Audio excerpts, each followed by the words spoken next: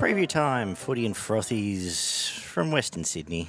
Greg, I'm back at the Greg home, so taken here in the background, the magnificently overpriced Mulgo Road upgrade over there. Well done to the New South Wales government on all their achievements. But anyway, we are here to preview round 2 of the National Rugby League. We've got some interesting matchups, actually, quite a few matches. All my tips have come straight off the top of my head because I haven't even looked at this yet. Shows how much input I've had here, but we'll see how we go very quickly.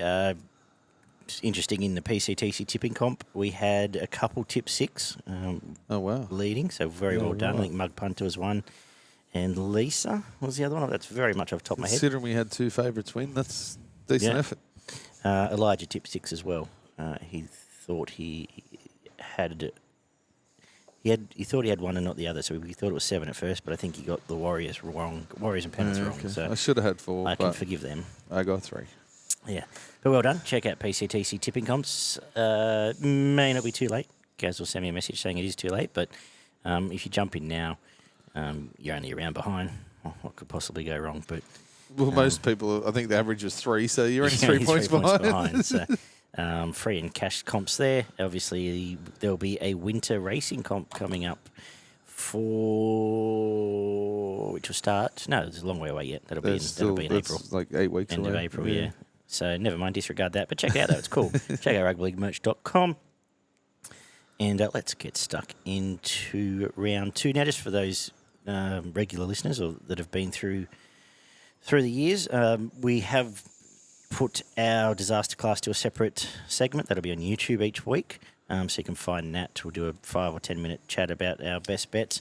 You didn't miss much last week. I missed a $900 multi by Gutho. If he had us got there, we would have been happy days. And we'll talk about that. We'll maybe chat some Supercoach there as well. So that'll go up separately just to not get too bogged down here. But we're going to kick off with round 2, which starts Thursday night from Suncorp.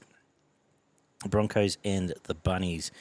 No real changes for the Broncos. The only immediate change is that Tapau goes back to the bench and Jensen will start. Piakura has had the extended break, so he should be fine to play. For the Rabbitohs, Talis Duncan comes in for Jai Arrow, potentially a cheapie, though I think he's slightly over 350, I think he was. Yeah, there's a few in that bracket that are interesting. Shaq Mitchell onto the bench for Jacob Host. Maybe a little bit more. Yeah, 400. I think he's around 400. But anyway, how are we playing? How are we going to kick this off on Thursday night? It's a bit hard to line these ones up that are 2 weeks out since they last played. Obviously, you'd like to know exactly what's been going on at training and if there's been any sort of issues brought up between coaches and players and whatever. But what I saw out of these 2 teams 2 weeks ago, they're on a pretty close to pretty close pegging here, and I think it's going to be your standout player that's really going to get this game home. A little bit more depth in the, little bit more probably skill factor in the forwards from the south side than you're going to get out of the Broncos, but the Broncos are going to work the absolute house down in the middle of the field. So if you give them an inch, they'll take a mile through the middle of the field.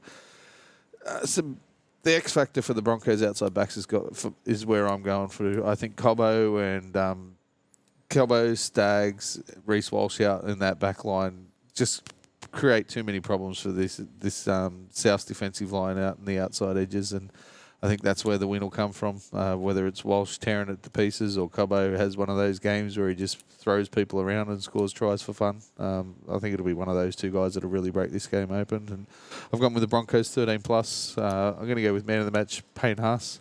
I think he'll just do what we absolutely love seeing him do and get up near the 200 metres running and 30-odd tackles and just be physical as fuck in the middle of the field. And I'm going to go with Cobbo first try scorer. Don't underestimate the power of Carrigan back in the middle of the field with him. I think they'll get their tag team back together and cause some havoc through the middle of this game.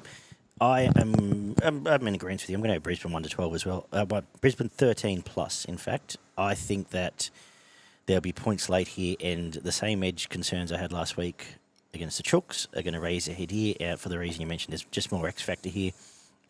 Reece Walsh could run amok. If he burns 1 or 2 of these blokes, He'll be involved in a handful of tries, and I'm going to make him man of the match. First try scorer, looking the same side as well, but I'm going to go for...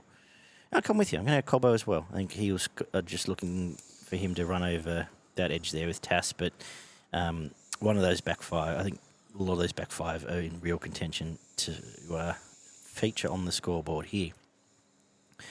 We head to PointsBet Stadium, 6 p.m. Friday. Sharks hosting the Bulldogs.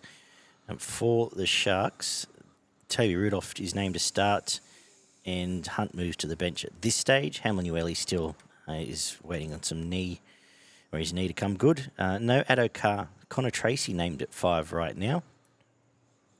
And the rest of the team is the same as last week. Sherry is named 19 on the extended bench. Did they push Carraz into the centres? Not at this stage. I imagine there'll be some chopping and changing, but Tracy's Who have they got on the centre outside? Carraz and Wilson stay together. Oh, you're Crichton. Yep. Yeah. And then they've got Crichton and Tracy, which is interesting because it puts Tracy into that left-hand attack. Sweep if they can get it going. Exactly. As we talked about in the previous show, the direct nature of the way Sharks played last week, I think, is going to cause real issues for the Bulldogs here.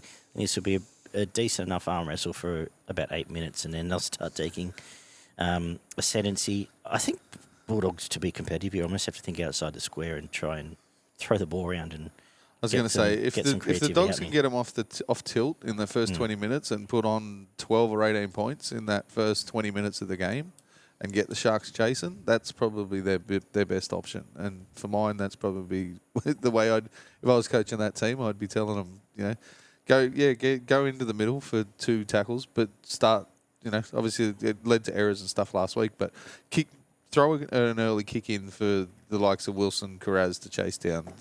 Try some flick passes out in the centres. Try to isolate Talakai, get around him. A few different things like that, and try to put some points on early to get the Sharks off tilt. Because I think if the Sharks are comfortable after 20 minutes of this game, it turns into a pretty one-sided game. Absolutely. How are you tipping? 13 plus Sharks. I think there'll just be too many points in them at the back end of this game. I can see both wingers having a pretty good game, to be honest. Katoa and Mulatalo both crossing the line maybe multiple times, and Nakora probably having a pretty good game out there with Ramian on that right edge as well. So Sharks 13 plus. Okay. Cool. Nico, man of the match. Ronaldo first try scorer. Bonus slap here. What about the Dally M judges? What a fucking joke. Didn't even watch the games. It was actually shown, was it last year before Ruan Sims admitted she didn't watch a game. Yeah. But fuck me, some of those scores out of the weekend, particularly how Nico got 6. I cannot understand how he got close to 6 points in that game. He'd be lucky to get 1. Yes. Was he in the top 6 players in that game? No. So how the fuck does he even get 1 point, let alone 6? And Hammer Fido got a point for a try. There was another one. What was it, a shit kick that he just picked up and ran 30 metres and passed it to someone? To be honest, I think the only game I agreed with is Bryce Cartwright. I think every other game I just shook my head at. How Vanilla Blake didn't get 6 points in that game, I've got no fucking idea. Yeah. In the Sharks-Warriors game. I think Tohu got 1. So, makes sense of that. Anyway, we're going to talk about this, which I'm going to tip Sharks 13 you can't plus. Trust them, can you? No, but it doesn't feel right tipping them 13 plus. They should have enough grunt through the middle to dominate a lot of field position. That'd be good enough for Nico to lead the way. Yeah, we'll probably give him points here. So I'll make him man of the match. First try scorer, Talakai. Good showing last week, as we said. He's probably going to steamroll one of these front rowers more than anyone else to score a try, but we'll go with him first try scorer. Battle of the West is the main event on Friday night. PointsBet Stadium. No changes for... Yes, there is. Scott Sorensen's back. Scott Sorensen and Luke Kenny. So there's 2 changes for Penrith. Garner back to the bench. Summerton out. Sonny Luke keeps his bench spot after a not a bad showing. And Matt Eisenhuth is also on an extended bench now. James Kenny?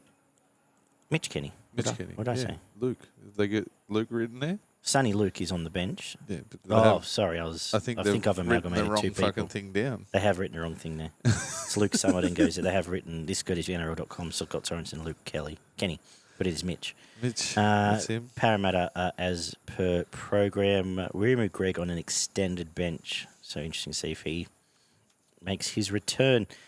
Very, very interesting game. I did say on the season preview I wanted to tip Parramatta to win this game, and I'm going to do that. I'm going to tip Parramatta 1-12.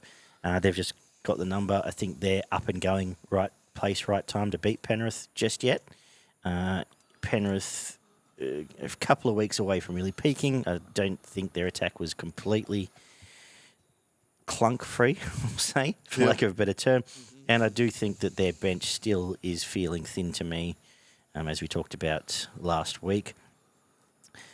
I'm going to go with Borlo again, man of the match. Be up for against his old sparring partners, Leota and Kenny. So I'm going to say this front row does the job again. First try scorer.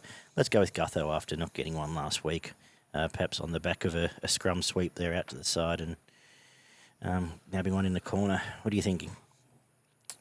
I'm worried about Moses' injury. I know he's been named, but for mine, I don't. They can't play him as a passenger in a game like this against Penrith. No. There's no way that Parramatta dominate the middle of the field anywhere near what they did in the previous weekend, and I can see Penrith making a point of trying to go out there and stop them from actually be the dominant forward pack. So Sorensen's a big in for mine. It opens up Taylor May and that left edge even more. Gives Luai someone to work around as well. And I think Penrith win in a very close match. Something 12-8, 10-12, something like that. Penrith 1-12. I'm going to go man of the match, Dylan Edwards. I think he'll be just cutting back at the right time through the middle of the field with some inside balls or some offloads to maybe jag a try and or get on the back of that sweep play and put someone over for the match-winning, who'd be involved in that match-winning play. And I'm going to go with Taruva, first try scorer. Probably worth just spending an extra sec on this game because I think you're right. If Penrith are going to win this, it's going to be... I think Sorensen's actually a bigger in. I guess think about this in terms of bringing that centre into the game. We saw how destructive that May was last week, but both are capable of it, and we know that's Parramatta's Achilles heel. Mm-hmm. So it does bring those outside backs well and truly into this game, and you've got Martin on the other edge as well, who can do exactly the same thing, and it just provides more questions for the outside edges of the defence for Parramatta than what's been thrown at them in the trials and last week. So it is Para's first proper test of the year. So I'm very interested to see how they stack up because we've liked what we've seen there. Saturday, Super Saturday kicks off down at GIO. The Raiders hosting the Tigers, a game I'm less excited for after last week. But Seb Chris is back. He's going to play in the centres. Hopewada goes back to the wing. And Kotrick drops out. Daniel Levy has been named to start despite a bit of concern around his leg leaving the field early last week. For the Tigers, Buller, Staines, Toa, Fatape is in instead of Olam, who's still nursing an injury. Tupou, Lachlan Galvin named to start at 6 at this stage. Sullivan at 7. Otukamanu, Coruscant, Clemmer, Papi, Bateman, Seyfarth does start at lock as we've said throughout the pre-season. Caesar named at 14, which is interesting. I feel like there's a change coming there if he's fit by the time they get through the captain's run. Pole, Toile, and Samuela Fainu on the bench. Any hope here, Barney? I think it's going to be a pretty close game, actually. First game of the year for the Tigers. You know that they're going to come out with everything that they've got. At least for the first half an hour or so. Whether that continues for the entirety of the match, I'm not sure. From what we saw in the preseason with the Dragons, I think the physicality might be a little bit too much for the Tigers towards the back end of this game, but I think they'll put in a decent shift. I'm going to go with the Raiders 1-12. I'm actually going to go with the Tigers to score the first try. I think they might start a little bit hot and the Galvin with a short ball to someone like Papali'i on an edge to score the first try. And I think the Tigers might be in front near in half time, but I just think the physicality might become a little bit too much. And there's a couple of guys in those outside backs that might be able to expose Hopewadi and Tomoko that might expose a little bit towards the back end of the game. I'm going to go with Hudson Young, man of the match. Okay. As I said, he would have been close to man of the match for mine last week if he didn't get 10 in the bin, and he's going to bring the effort every week. So This is a forward pack battle 3 weeks ago would have been frothing at, because on paper it matches up very, very well. And unfortunately a little bit scared after seeing the last 2 weeks, given what Canberra bought and just how unwilling Tigers were to go through that in a trial. But there is a point to prove. Yep. They're coming off that trial. They've got their reputations at stake now. I hope they do get up for it. Really, hopefully, if they all turn up, looking forward to it. So I'm going to go Canberra at home 1-12, just because I still think deep down they're going to struggle to score points in a lot of games this year. They're going to belt teams, but that is putting undue faith in the Tigers' defence, I know. Man of the match, I'm going to go Fogarty to back it up. I think he was a difference both games last year. Yep. When they got out of jail against the Tigers, and we'll see that keep going. And first try scorer will go with Tomoko, just probably waltzing over with as Tupou watches on his outside. Might not be there, but either way things going anyway. Yeah, quite possible. 5:30. A very interesting game because we'll see what bounce back there is for the Knights. But the Cowboys are hosting, and they've got a pretty good draw. The Cowboys are at home for a big chunk of this start of the year. Hosting the Knights up there. No changes to the Cowboys, and Tuala is out, which brings Tom Jenkins in to make his club debut. Kai Pearce-Paul. A Burrawa boy, apparently. Oh, is he? Yeah. Beautiful part of the world, Burrawa. Unfortunately, not getting there this year at this stage. Okay. Yeah, I think we're looking at back to Tumut instead in a few weeks if you're free. Anyway, different story. Kai Pearce-Paul does start. He's at 12 because... what happened to Lucas? Lucas back to the bench. Had, his nose got messed up later in that game. The HIA. Yeah, I just didn't mention it in the review. Is he on the reserve bench? No. Okay. So sense. category 1, I'm pretty sure. Yeah. Jed Cartwright, 17. Yep. How are we doing this? I think Knights will be pretty embarrassed with some of the stuff that they put out last week. I'm not going to tip them to win, but I think they'll be putting in an effort. You might see a bit of a game of touch football break out in this one at different times, with both teams really trying to get to their outside edges, which are probably their strike areas. I know that both teams do have decent forward packs, but you don't see a huge amount of tries or the broken lines through the very middle of the field out of both of these teams. It's more towards the second rowers and the centres and the outside edges. I think they'll make it very competitive. I think this will be an entertaining game to watch, but I'm going to go with the Cowboys 1-12. I think Robson. I'm going to go with Robson, man of the match. I think he'll make his 40 tackles, and from what I saw out of him last week, getting out and running, I think if this Newcastle pack does tire, which it's known to do, he could cause all sorts of problems through the middle of the field towards the middle of the second half, and score a try, set some up himself. And I'm going to go first try scorer Val. I think it's a very real chance of a game of touch footy breaking out in this, and this could be 38-34 or something by the time we get to the end of it. But I'm going to put faith in what I saw from the Cowboys last week as well. I thought the energy was back. A lot of the defence was pretty good when they had to go that way. And I've just got a little inkling that Newcastle, by the end of this year, we're going to say they're also missing a front rower. Yeah, I just think especially in the heat, we saw how much. We said that last year too. And they're okay, but up in the heat, they got by. But I think the Saifidi boys, once they start sucking them in, get into that rotation, points can start coming, opportunities will start coming through the middle of the field. That'll open up opportunities for Val, supporting it. We saw how well he supports still through the middle. And I'm going to say he's going to be man of the match. And we will double down and go Zach Labart to score back-to-back first tries. There you go. Throwing flick past dummies. Flick past dummies again. I'll say it one more time. Good. The other potential match of the round comes up at 7:35 from Amy Park. Storm again hosting the Warriors. And no Munster, no Nelson. So all looks similar to last week. And for the Warriors, Wade Egan has been named. So no word on his elbow injury. He'll probably come out strapped up like a Super coaches will be sweating their backsides Yeah, off. I think I am going to be too nervous to hold Going to him. be a lot of strapping tape and I dare say a few needles in there if he does play. He actually looked really fit last week. He looked really good for half an hour, Yeah.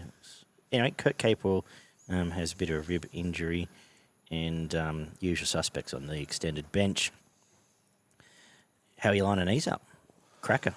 Absolutely. I just think the Storm had to work so hard last week that they might just be a little fatigued going into this game. And any team that you don't want to be fatigued against is this Warriors forward pack coming straight down the middle at you. We've had a few question marks around the Warriors forward pack, the Storm's forward pack for a few weeks. Oh, fucking 12 months, let's be honest. And I don't think they can. I don't think they're going to be able to hold this middle enough to keep the points out like they did against the Panthers. The Panthers sort of went away from it a little bit, I think, and missed a trick there of really rolling through the middle. And I don't think the Warriors will miss that trick. They would have learned a few lessons about with their outside back play, I would imagine, and I can see it being a masterclass from Sean Johnson. Just those forced dropouts and stuff that didn't lead to points against the Sharks. I expect them to lead the points in this one. So I'm going to go with the Warriors 1-12, man of the match. I'm going to go an RTS double here, first try scorer, and I think he might really stamp himself here against one of the better teams in the comp. First try scorer, man of the match. No, fair enough. This is a funny one, and I almost feel like... And last week I said it was a non-factor, and it wasn't, because Pezzett is very good. Yes. But I almost feel like if Munster was here, I'd tip Melbourne. I just feel like it's one of those games that's going to need an X factor. And I know, Carey and Hughes and Pappy are all there, I know. But I think in a lot of ways, Warriors can deal with them, whereas a Munster is a different kettle of fish, obviously. Uncomfortable. I'm going to tip Warriors 1-12 as well. And for the same reason, I think they can really, at least for the first, most of this game, but they're going to come out and really just bash the front door down and make a point of just going through the middle, rolling through, getting some of these younger, and don't forget your Joe Chans and of the world are still only very early in their career, and they're up against it here. Kurt Capewell first try, bit of footwork and some of classic Kurt. He looked good without completely explosive. So I think we've had Barnett, Fanua Blake last week. We had Ford go close, but I think that right hand side switch a play there for Capewell first try. And I will go... I'm just going to go with Fanua Blake again, man of the match, if that middle's the place to be. Keep going there. Yep. The Sunday evening is up next. The Seagulls and the Roosters at Four Pines. Tommy Talau replaces Jason Saab on the wing, and Carl Lawton has been named to play. Slight injury cloud, but should be okay. No Schuster. He's going to play New South Wales Cup. And for the Roosters, Dom Young's back, which pushes Billy Smith out, Suwali into the centres, Manu, and Young is the back line. Jared Weir-Hargraves also a nice in there. It was a groin injury to Satilli in round one. Another one I'm dubious on because we know with the Roosters, if they're in any doubt, they won't play him, and he's in my Supercoach team, so he's another one that's starting to feel a bit trappy, given they've got Egan Butcher and Angus Crichton on an extended bench. There's no point risking him. So, interesting. Really liked what I saw out of the Chooks. And as I said in last week's review, I don't think they were anywhere near their best. I thought they were strong, physical, did a lot of things right, but still frantic. If they just get that under control, and it might take another couple of weeks, I think they'll win this game. And almost game of the round, actually, because if Manly produce what they did last week as well, they're right in it. But Roosters 1-12, and I say man of the match. Let's go with Victor Radley getting up and into the likes of Paseka and Jake's face and throwing them around. First try scorer will go Joey Manu. Obvious reasons there. He'll be out wide. It just could even torment Cooler and Talau for the evening because neither of them are 100%ers really, are they? Yeah, interesting matchup. I think the starting forwards are pretty close with an edge to the Roosters, but for mine, once they get into that bench rotation, I think the Roosters really take over through the middle of the field. which wasn't really shown up from against the South when Manly had to play them. They just had a pretty dominant role for that whole game. Whereas I don't think they'll get it all to their own liking in this one. I'm going to go with the Roosters 1-12. I think it'll be close enough. Manly have got a few shots to fire out wide and might be able to score a couple of tries. But I'm going to go Tedesco man of the match. Really like what I saw, the way he straightened up the attack last week, getting his outside backs more involved rather than getting trapped in corners too often. And that really suits the likes of Young and Suoli and Joey Manu in the outside backs there. So I'm going to go Dom Young first try scorer, just either on the back of a passing play or he's the kicking option, isn't he? Or so's Tupu on the other side. Well, given they're both 7 foot tall, I just think as is Suwali. There's a couple of extra shots fired out of this Roosters team, and when it really does get into that grind in the middle of the field, there's an edge there for the Roosters as well. As much as we really both like it with Surrey and Manly, when you read out Tommy Talau and Jackson Paulo on the wings, we know them pretty well, and can be concerning when you've got this height to deal with. 100%. We wrap up at KO. Dolphins hosting the Dragons. And we've got Katoa starting at 7 this week. O'Sullivan out of the side. It's been dropped. Avarillo in the centres. Herbie. What else is happening here? Ewan Aitken back at 12. Probably did miss him last week, but comes in with some injuries there. Tessinu also out of the team. As I said, for Avarillo. So he hasn't messed around. He's pulled the trigger straight away. Max Plath, 13. The bench is Kerr, Kenny Bromwich, and Jared Wallace also at a reserve grade. So he's really swung the axe early. Luciano Leilua on the bench for the Dragons is the only major change, except for Blake Laurie's back too. So, hey, he'll go all right. You would think so. So all upside there. Viliami Fafito goes out. I'm sure plenty of super coaches be unhappy about not getting one more game out of him. And, can the 3 or 4 changes the Dolphins turn this around? Or Well, they've got guys in the outside backs that can score tries off their own bat, and that is what worries me. I was half G'd up to tip them. With every man and his dog, including me, was tipping the Dragons to run last before the season started. Can't see either of those two things happening in this match. I really like what I saw out of the attitude out of the forwards for the Dragons, and I think if those back rowers, and you're adding Luciano in there as well with Sewer and Fatala Marino, if they can really get a roll on. Very physical all of a sudden. And you got the centres and the second rowers from the Dolphins, with their backside hanging out late in this game. I've got the Dragons winning 1-12. I think there will be some more points out of the Dolphins, more off individual efforts than they're going to be missing a kicking game. You take Sullivan out of this team, and where's the long kicking game coming from? That's a good question. Is Nicarima just going to boot it long and hope it lands in the right spot? Like Katoa doesn't seem to have a long kicking game. Avarillo. They might put a few grubbers in and around the post that'll cause a few problems. But very, very getting out of trouble, I think if they get stuck in a bit of trouble, they're going to be stuck for a fair amount of time unless someone breaks it and runs 40 or 50 metres downfield. So Dragons 1-12. Man of the match, Sully. I really like that matchup with Tessinu. We saw what Laybutt did do. Gone. Oh, he's gone? Yeah, sorry, it's Avarillo and Herbie. That's even worse, realistically, because he could just physically dominate him at different points and run straight over the top of him constantly. So I'm going to go with Sully man of the match, and I'm going to go Lomax first try scorer. Okay. I was all G'd up to really get stuck in the into the Dragons here, but I'm going to go 1-12 Dragons. I trust what I saw last week. I think, at least, if nothing else, there's some more experienced heads coming back in here. Wallace, Aitken, can steer the ship slightly, but really good point about the kicking, because I don't have an answer for you. So once Dragons get these pinned, I think there's points coming. That said, I don't think they're completely infallible. I'd want to see them put a month up of complete infallibility before I really go. Oh, yeah, 100%. But I'm going to look towards that forward pack for a man of the match and say actually just go with Fatala Marin again off the bench. He was outstanding. Point to prove, tail up, and say he can do the same thing again. First try, we'll go the other side, Jack Bird, but same sentiments. I think he can find a nice running line play there and crash over early.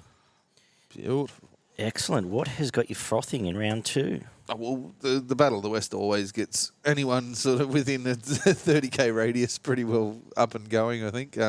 Should be a fantastic game of football. You're going to know where both of these sides are at, especially their forward packs after this match. A little bit spoilt. We've got 4 genuinely exciting games. Well, they're all generally exciting, but 4 generally exciting games here. You can throw Manly Roosters in there, but Storm Warriors is probably one that really gets me interested.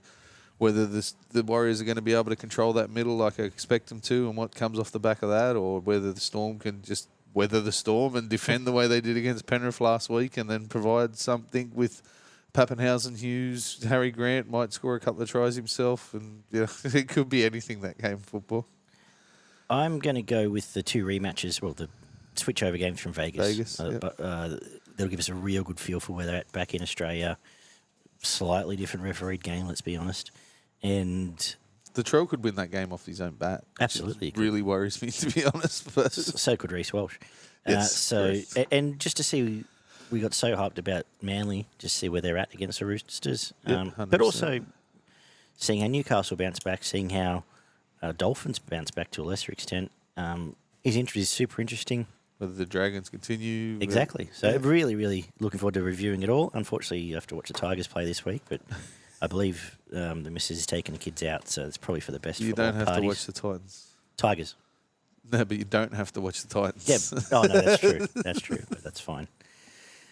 So, yeah, we'll review it all again this time next week, maybe even Monday night, but we'll get stuck into it all. Looking forward to all of that. Check out rugbyleaguemerch.com. Support us there. Leave us some feedback below, and we will get a couple of bets out on socials and YouTube tomorrow night. Plan on recording tomorrow, yeah. We might try and put a 15-20 minute Supercoach we'll spiel together as well. Via Zoom before Thursday, so people can have a listen. Try and get it up Thursday morning if we can. Thanks everyone. Subscribed, comment, do all that good stuff, and we'll chat soon.